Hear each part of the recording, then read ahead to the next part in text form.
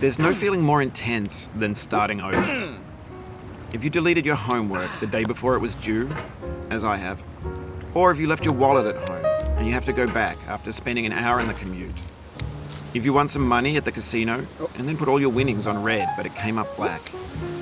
If you got your best shirt dry cleaned before a wedding and then immediately dropped food on it.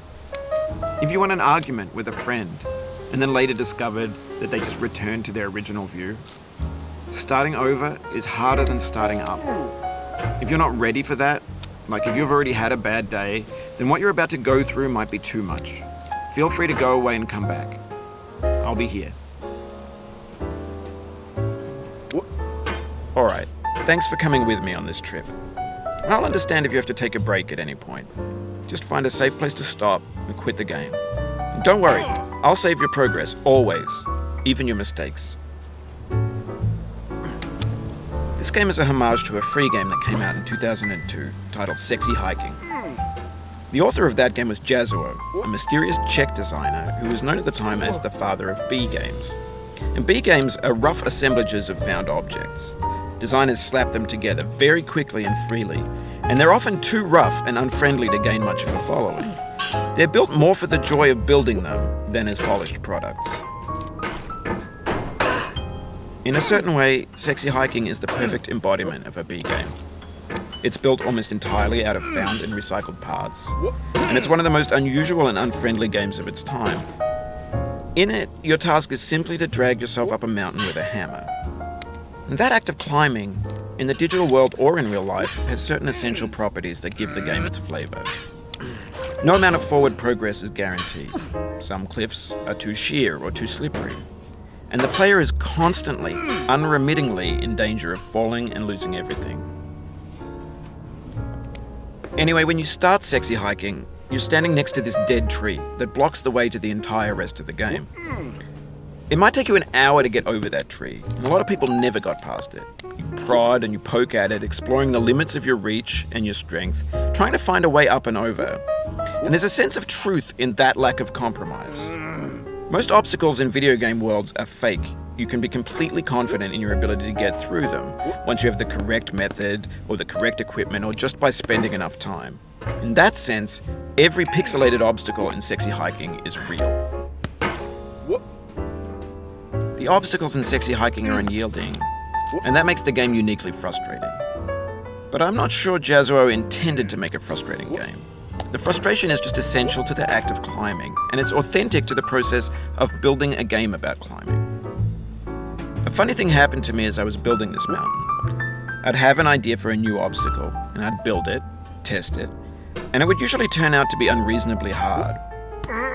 But I couldn't bring myself to make it easier.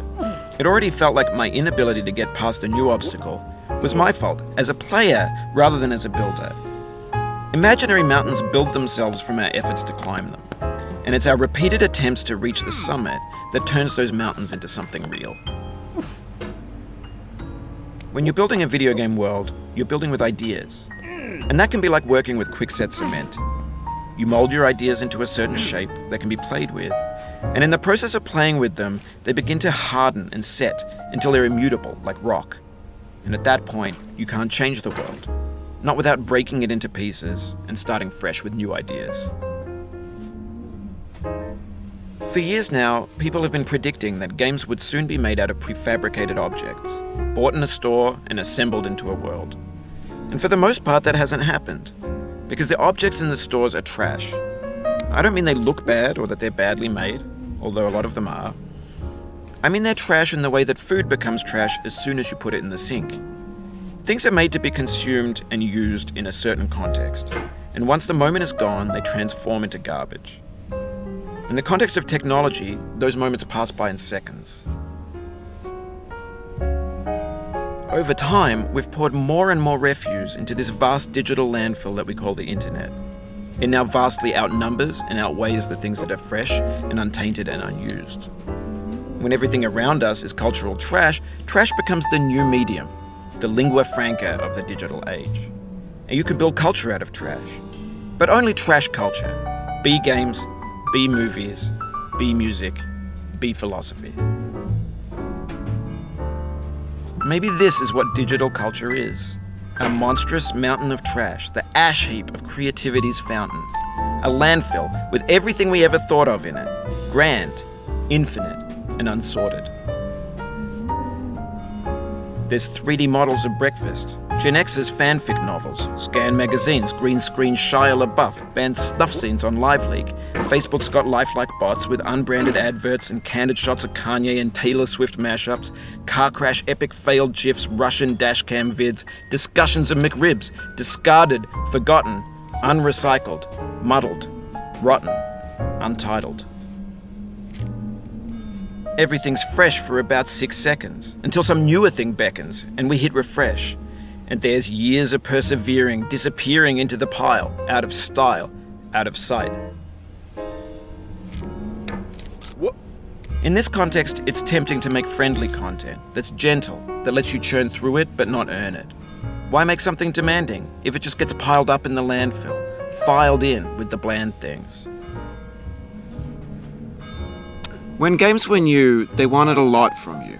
Daunting you, taunting you, resetting and delaying you. Players played stoically. Now everyone's turned off by that. They want to burn through it quickly, a quick fix for the fickle, some tricks for the clicks of the feckless. But that's not you, you're an acrobat. You could swallow a baseball bat. Now I know, most likely you're watching this on YouTube or Twitch, while some dude with 10 million views does it for you, like a baby bird being fed chewed up food. That's culture too. But on the off chance that you're playing this, what I'm saying is, trash is disposable, but maybe it doesn't have to be approachable. What's the feeling like? Are you stressed? I guess you don't hate it if you got this far, feeling frustrated. It's underrated. An orange is sweet, juicy fruit locked inside a bitter peel. That's not how I feel about a challenge. I only want the bitterness. It's coffee. It's grapefruit. It's licorice. It feels like we're closer now. Composer and climber, designer and user. You could have refused, but you didn't. There was something in you that was hidden, that chose to continue.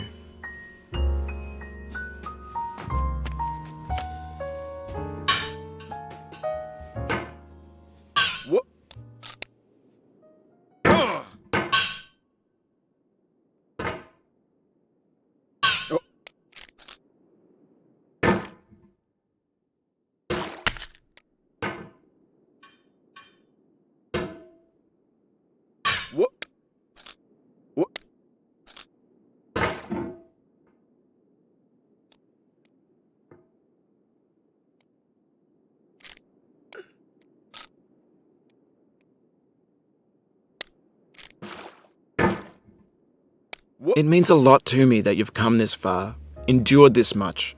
Every wisecrack, every insensitivity, every setback you've forgiven me is a kingly gift that you've given me.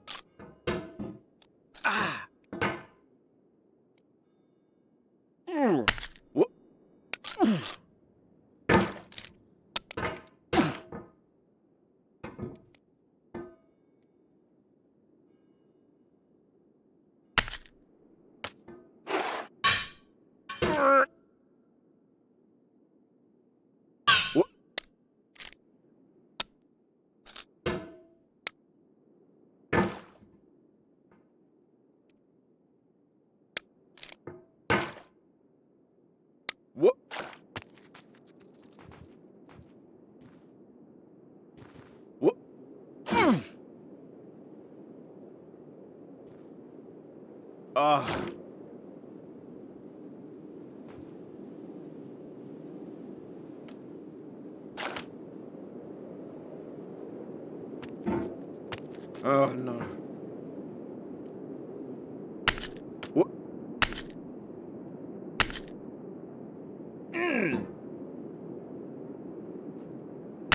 Oh.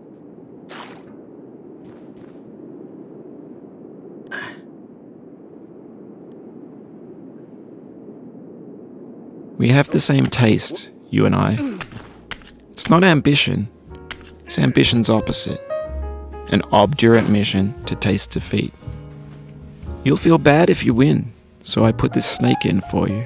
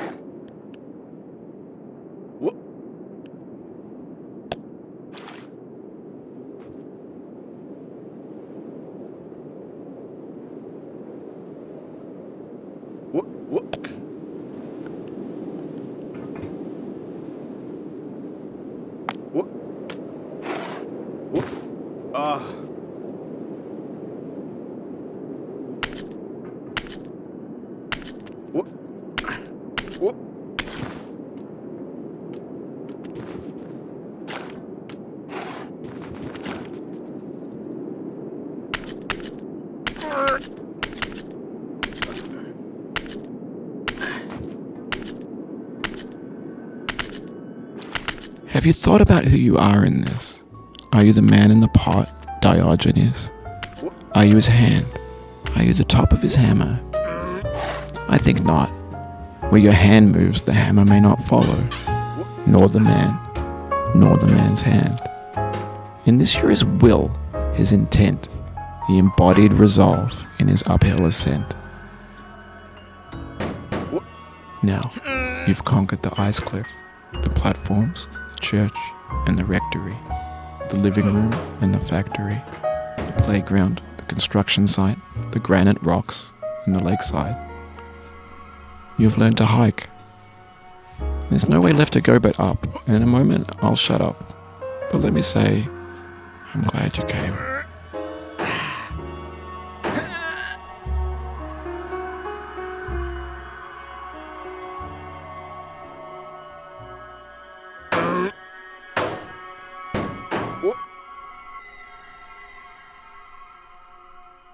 I dedicate this game to you, the one who came this far. I give it to you with all my love.